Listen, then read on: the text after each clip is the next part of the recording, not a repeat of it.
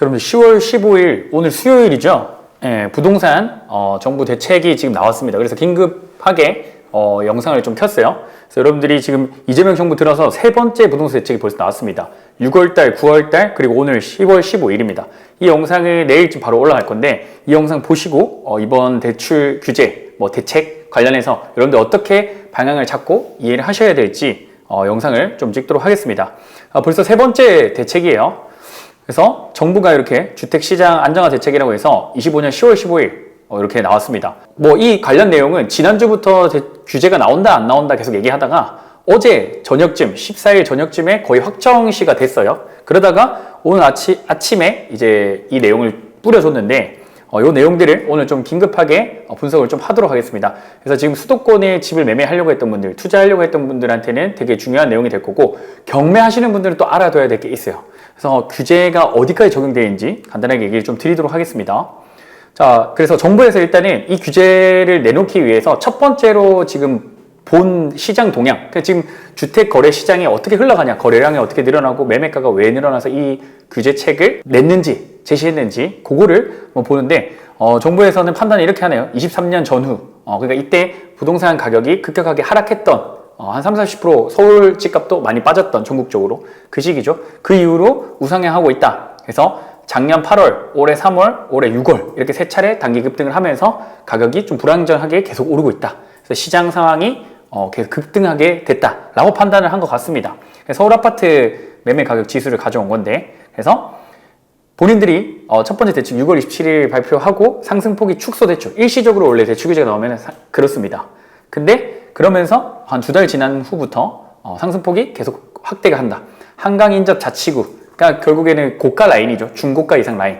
강남, 상구, 용산 포함해서 마포나 강동 이런 데들 이상 라인들이 가격이 계속 상승하고 있다. 근데 이게 서울 전역으로 확산되고 있다라고 얘기를 했는데요. 그래서 여기 성동, 마포, 광진, 양천, 영등포. 그래서 서울에서 중위권 레벨 이상들이 가격이 대출 규제 이후에도 계속 오르고 있더라라는 걸 판단한 것 같습니다.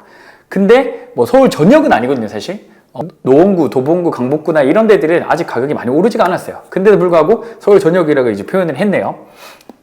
그리고 하락세를 지속하고 있는 경기 주요 지역과 달리 성남, 과천, 광명, 그러니까 강남하고 인접한 경기 주요 지역들인 거죠. 가격 비싼 라인들, 경기도에서 대장급 라인들이 상승폭이 확대되고 있다라고 판단을 한 것 같습니다. 그래서 8월부터 반등하고 있고 규제 지역은 큰 변동 없으나라고 얘기했지만 사실 아니거든요. 규제 지역도 호가랑 실거래가가 계속 6월달, 8월달 이후에 계속 오르고 있었습니다. 예, 근데 서울에서 규제 지역 아닌 곳이 빠르게 증가하고 있다고 판단한 것 같습니다. 저는 조금 다르게 생각하는데 이게 평균치를 놓고 보다 보니까 물론 이제 비규제 지역이 강남 4구 말고 아까 얘기 드렸던 중위권 지역들도 다 포함됐으니까 거기가 가격이 오르니까 당연히 오르는 건데 아까 얘기 드렸던 서울에서 하위 지역들 있죠. 그런 데들은 거의 오르진 않았거든요.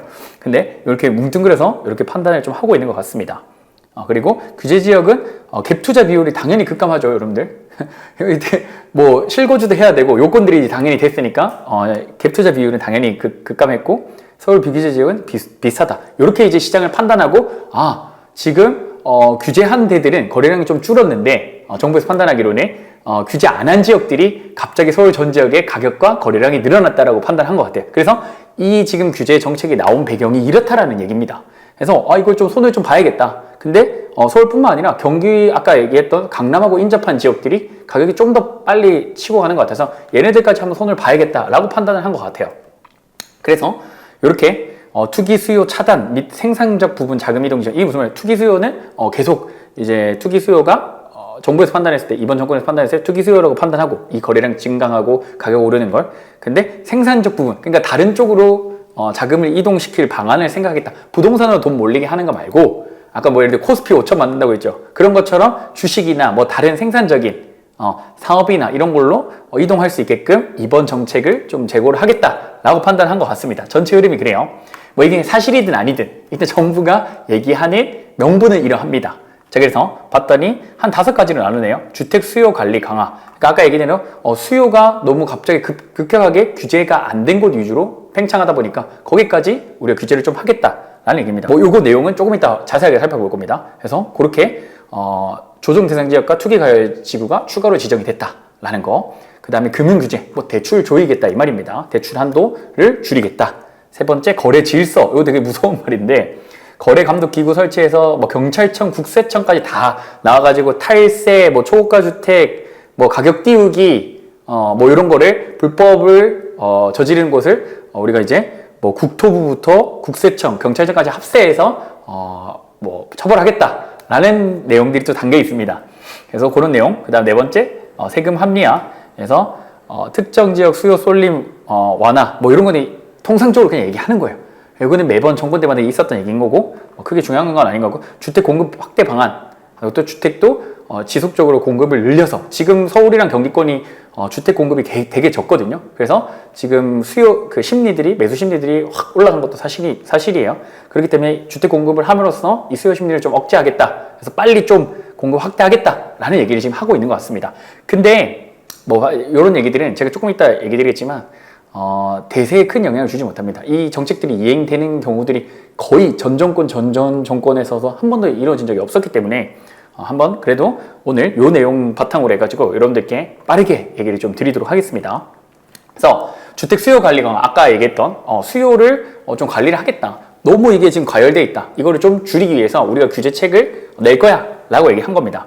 그래서 추진 내용이 급등세 보이는 곳 또는 이제 급등 우려가 있는 곳을 조정 대상 지역과 투기 가열 지역으로 추가 지정한다. 원래 기존에 투기 가열 지구 이렇게 선정되어 있던 곳을 강남 3구, 강남, 서초, 송파, 그 다음에 용산까지 포함해서 전국에서 딱 4개 구밖에 없었는데 요거를 늘려나가겠다라고 한 겁니다. 그래서 봤더니 대상 지역이 어디냐? 서울시 전 지역이랍니다. 그럼 서울에 있는 모든 25개의 구가 다 조정 대상 지역과 투기 가열 지역으로 지정이 됐습니다. 그래서 기존에는 4개 구가 있었던 걸 21개 구가 더 늘어났고요. 플러스 여기서 경기도 중에 아까 이 강남과 가까운 곳들이 가격이 막 오르고 있다고 했죠. 거기에 12개 지역을 추가로 선정을 한 거예요. 그래서 과천, 광명, 성남, 우리가 알고 있는 경기도 중에서도 핵심 지역들인 거죠. 수원, 영통, 팔달, 안양, 동안, 용인, 수지, 의왕, 하남까지. 그래서 10월 16일 목요일 일자로 이게 효력이 발생한다라고 얘기를 했습니다.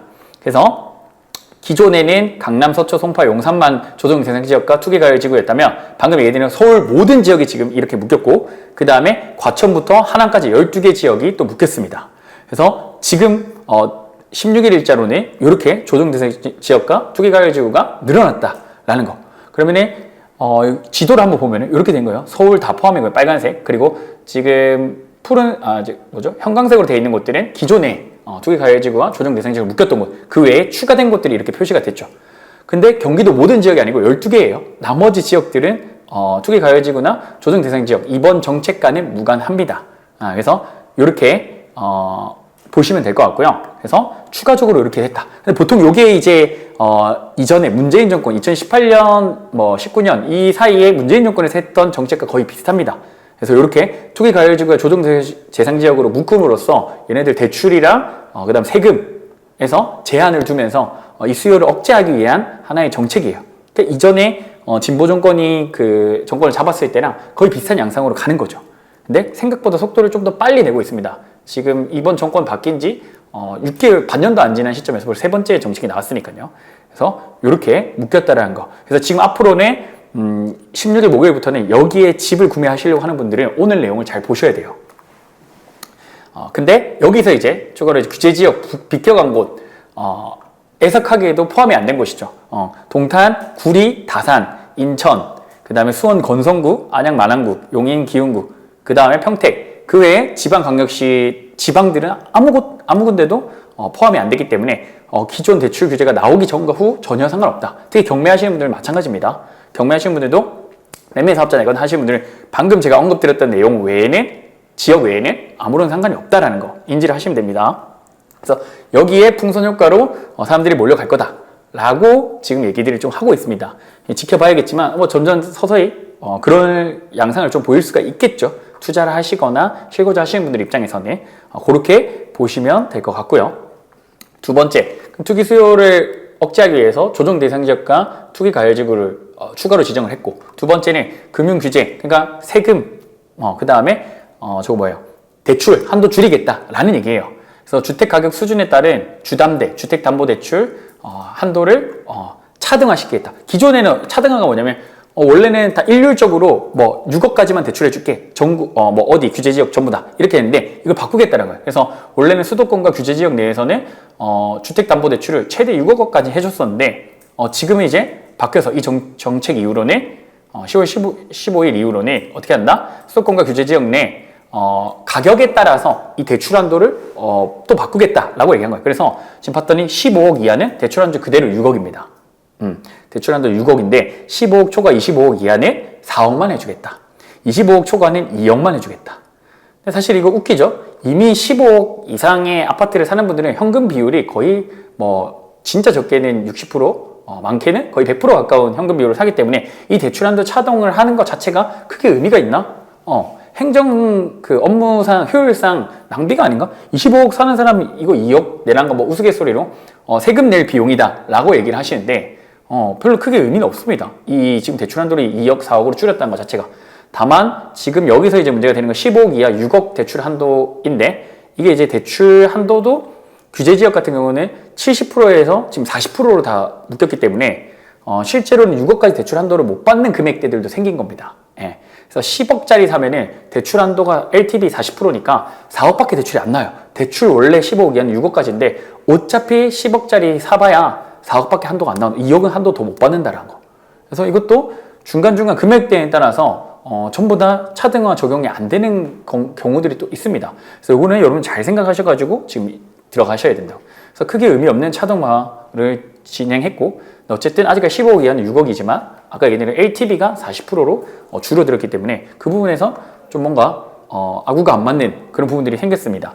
그래서 두 번째는 스트레스 금리 상향 조정인데 여러분들 이거는 그냥 기본적으로 이렇게 생각해요. DSR이라는 건 대출할 때 여러분들이 대출 그 비율을 좀 줄이기 위해서 정부에서 이제 고안해낸 건데 거기에 플러스 더 대출 비율을 DSR 보는 것보다 대출 비율을 더 줄이기 위해서 스트레스 DSR이라는 개념이 있는데 거기 스트레스 DSR까지 지금 금리를 상향 조정해서 지금보다 더 줄이겠다 이 말입니다.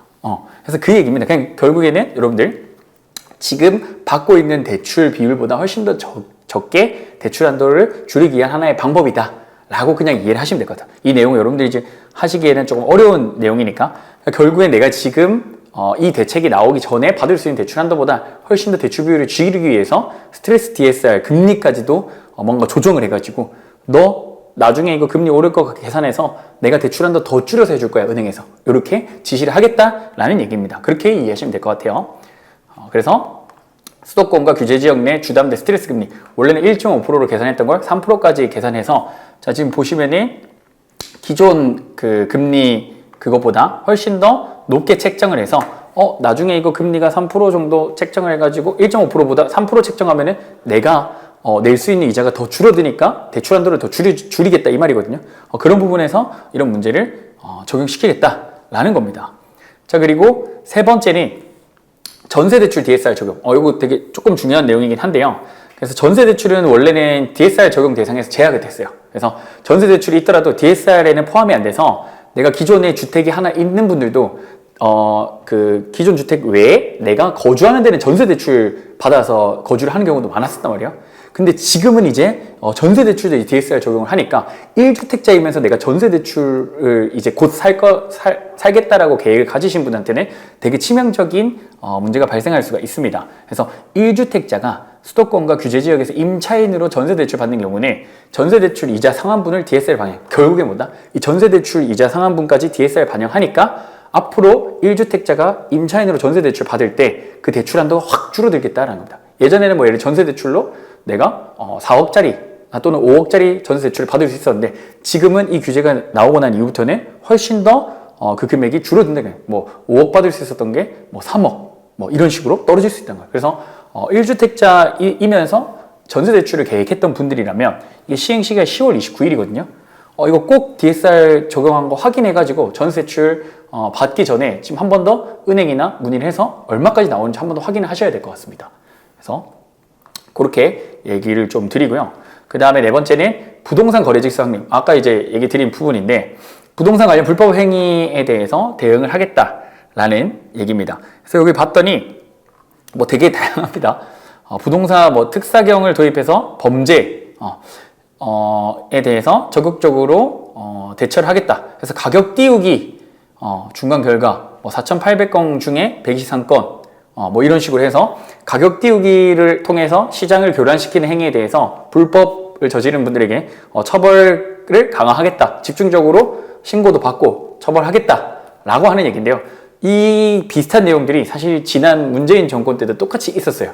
근데 그때 재밌었던 게 있는데 이렇게 불법 가격 띄우기 때문에 가격이 막 시장 가격이 올라갔다라고 주장했던 매체와 뭐 정부 관계자들이 있었는데 실제 조사해보니까 그런 건수들이 거의 뭐 1000건에 한두 건 나올까 말까 하면서 실제로는 가격 띄우기 때문에 가격이 올라간 게 아니라는 게 판명이 됐었던 전례가 있습니다. 물론 이건 이제 이번에는 어떨지 다시 한번 봐야겠지만 사실 가격 띄우기를 한다는 것 자체가 그렇게 전국에서 많이 일어나는 일은 아닐 거거든요.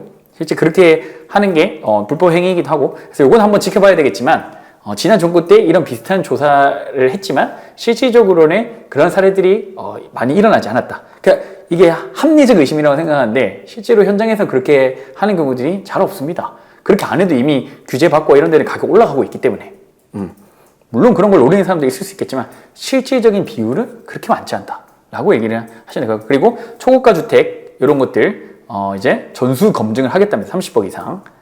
그래서 탈세 관련한 것들 정보 다 얻어서 국세청에 실시간에 가세 정보 뭐 이런 내용들은 계속해서 있었던 내용들이고 이제 아무래도 이렇게 되면 거래가 줄어들면서 정부에서 얻어갈 세수들이 많이 부족해지겠죠. 그렇기 때문에 초고가 주택들 이런 거 이제 조사해가지고 국세청하고 협업을 해서 세금을 여기서 좀 더 많이 가져가야겠죠. 그런 부분에서 이런 대책들이 또 하는 것 같습니다.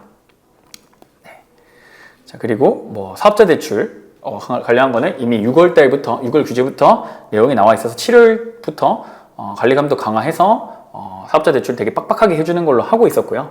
그래서 경찰청에서는 부동산 범죄 특별 단속, 불법 행위 이런 관련해서 추진을 하겠다고 합니다. 그래서 요즘 뭐 부동산 하나 때문에 뭐 정부 부처 주요 부처들이 거의 다 지금 뭉쳐가지고 이렇게 진행한다고 하는데 실제로 현장에서 이게 얼마나 크게 의미가 있을지는 사실 미지수입니다. 뭐 이런 행위를 하는 분들도 있겠지만 그렇게 많지는 않기 때문에 자 그래서 뭐 그 다음에 거래 감독 기구 설치해서 뭐 이렇게 해서 가격 띄우기 하지 마라. 그래서 이런 것들 강력 대응을 하겠다라는 건데요. 추진 방향 이렇게 잡혀 있는데 사실 이런 정책과 기구 뭐 추진한다고 해서 실제 성과가 있었던 사례들이 뭐 지난 정권이나 뭐 이런 데서 살펴봤을 때 크게 많지가 않아요. 사실 이거에 힘을 쓰는 그 시간보다는 어떻게 하면 시장 안정화를 좀 더 그냥 시장에 조금 더 자율성을 부여하고 맡길까가 더 중요한 거지 이런 거에 행정적인 낭비를 하는 거는 저는 아니라고 생각을 하거든요. 사실 이것보다는 사실 이런 규제책이 나오면서 지금 시장 교란이 훨씬 더 저는 많이 된다고 생각하는 입장인데 여기까지 말을 좀 아끼겠습니다. 그래서 그렇게 보시면 될 것 같고요. 그 다음에 마지막으로 주택 공급 확대 방안. 그래서 이것 또한 이거는 모든 정권에서 항상 얘기했던 겁니다. 주택 공급이 지금 아까도 얘기했던 수도권에 굉장히 많이 부족하게 특히 서울 경기에는 거의 지금 공급되는 양이 없다시피 보시면 될 것 같아요. 근데 향후 5년간 135만 원 이거 뭐 말만 하면은 몇십만 원, 100만 원 넘게 이렇게 공급하겠다고 했는데 어떤 정권에서든 이게 제대로 이루어진 적이 없습니다. 우리 아파트가 그냥 뭐 제품 만들듯이 뭐 그냥 뚝딱 만들어진 게 아니잖아요. 아파트 적어도 이거를 그냥 짓는 기간만 공사 기간만 뭐 못해도 30개월, 36개월 걸리는 사업인데 이걸 어떻게 135만 원을 그냥 지금부터 계획해가지고 다 뚝딱 만들어내겠습니까? 특히 이걸 뭐 수도권에서 이렇게 한다는 거는 정말 쉽지 않습니다. 그래서 실질적으로 이런 게 과연 크게 의미가 있나? 그냥 보여주기 식으로 공급을 확대하는 거 그거라고 생각을 합니다. 그래서 이런 것들 제대로 이루어낸 사례들도 많이 없고요. 물론 어느 정도 공급이 되겠지만 130만 원 여기서 10%도 아마 공급이 되기가 어려울 수도 있어요. 그렇기 때문에 지금 그런 문제들이 발생할 수 있다라고 생각을 하고요. 결론적으로 이거를 좀 요약을 하자면요. 이제 인스타에 잘 요약을 하셔가지고 이렇게 좀 퍼왔습니다. 그래서 부동산 대책 요약을 하면은 첫 번째는 토지거래 허가구역이랑 조정 대상 지역 이런 것들 투기가열지구가 확대 적용이 됐다. 서울과 서울 전역, 그 다음에 경기도 12개, 과천부터 용인 수지까지 이렇게 확대 지정이 돼서 아까 얘기 드렸던 주담대나 뭐 세금, 대출 이런 부분에서 굉장한 페널티를 이제 받게 되는 지역들이 생겼다. 그래서 규제 지역 또한 지정이 돼서 조정대상지역과 투기가율자 같은 비슷한 내용입니다. 토지거래 허가 구역이나 규제지역이나 여기서 이제 할 수 있는 것들은 다 제한돼 있다 이거예요. 세부 내용은 다르지만. 세 번째는 주택 가격에 따른 주담대 한도 차등, 아까 얘기했죠. 수도권과 규제지역 금액별로 대출 한도를 다르게 했다. 하지만 크게 의미가 없다. 기존에 있던 내용들과 크게 의미 없고 15억 초과하는 것들은 이게 대출 4억, 2억 줄이는 거 아무 의미 없습니다. 시장에서. 어차피 현금 많이 쥐고 있는 사람들한테는 이 대출 자체가 크게 의미가 없었으니까요. 그래서 다만 15억 이하에서 LTV가 규제지역 같은 경우는 4억, 40%로 줄어들었기 때문에 70에서 그 부분이 이제 조금 더 대출 한도가 줄어들었다라고 이해를 하시면 될 것 같습니다. 그리고 네 번째 스트레스 금리 아까 얘기 드렸죠. 그래서 주담대 DSR에서 스트레스 DSR까지 해서 금리를 조금 더 3%로 1.5%에서 3%로 올리면서 미래에 우리가 낼 수 있는 이자 여력을 줄여가지고 대출 한도까지 좀 줄였다 이렇게 생각하시면 될 것 같습니다. 그리고 다섯 번째는 전세대출. 아까 1주택자인데 내가 임차인에 들어갔을 때 전세대출 DSR이 원래 DSR에 포함이 안 되는데 DSR 포함시키면서 1주택자인데 내가 세입자로 들어가서 전세대출 받는 분들은 한도가 많이 줄어들었으니까 이거는 은행에 미리 사전에 확인을 꼭 하시고 진행을 하시면 될 것 같습니다. 그래서 정리를 하면 이렇게가 큰 틀인 것 같고요. 이외에 한 번 더 얘기 드리지만 지방에 부동산 경매를 하시는 분들한테는 전혀 해당 사항이 없습니다. 그래서 부동산 소액 경매, 내가 5천만 원 이하, 1억 이하로 투자하시는 분들 입장에서는 원래 하던 대로 그대로 가시면 돼요. 근데 수도권에 내 집 마련을 생각하셨던 분들한테는 어떻게 하면 된다? 그분들 같은 경우는 지금 이제 새로운 전략을 다시 짜야겠죠. 대출 한도가 지금 좀 뚫어들었고 분위기도 호가도 급등하는 지역들이 되게 많이 있을 거기 때문에 거기를 진짜 지금 현재 사야 되냐 말아야 되냐는 다시 한 번 더 판단해야 될 시기라고 생각을 합니다. 그래서 그렇게 정리를 좀 드리면 좋을 것 같아요. 그래서 실상 제가 얘기 드렸지만 지금 벌써 세 번째 대책입니다. 네 달 동안. 이 4달 동안 세 번째 대책인데 대책이 나올 때마다 시장 심리는 잠깐 쪼그러들었다가 경매에는 기회가 빠르게 생긴다고 했습니다. 10월달 안에 이 대책이 나옴으로써 또 기회가 열리는 곳들이 또 있을 거거든요. 그런 지역들을 여러분들이 찾아가지고 지금 경매로 계속 빠르게 보셔야 돼요. 지금 낙찰가율이 이렇게 되면 경매 같은 경우는 왔다 갔다 할 거예요. 그럼 어느 지역에는 3억짜리 3천만 원 그대로 싸게 살 건데 어느 지역은 3억짜리 5천만 원, 6천만 원, 1억 가까이 싸게 사는 지역들도 나올 수가 있습니다. 이 지금 한 2, 3주 안에. 그런 기회를 노릴 수 있는 장이 바로 뭐다? 지금 부동산 경매 시장이다.